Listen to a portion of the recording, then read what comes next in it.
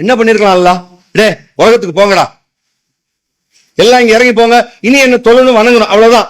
இது மட்டும்தான் எல்லாம் செஞ்சிருக்கணும் நியாயப்படி, நம்முடைய பார்வைப்படி. அதை செய்யாம குடும்பத்தோட வாழு, அண்ணன் தம்பியா இருந்துக்க, ஒருத்தன் அடிச்சுக்காத, ஒரு 2 பேர் சண்டைனா ஒருத்தன் மூணாவது ஒருத்தன் போய் அதை சமாதானப்படுத்து, ஒருத்தன் இன்னொருத்தனுக்கு உடல் உறுப்பு மாதிரி. இதெல்லாம் அல்லாஹ் சொன்னது என்னதுக்கு? நம்ம தேவைக்கு அவன் தேவைக்கா? முழுக்க நம்ம தேவைக்கு தானே. அல்லாஹும் சமத், அவன் தேவையற்றவன்.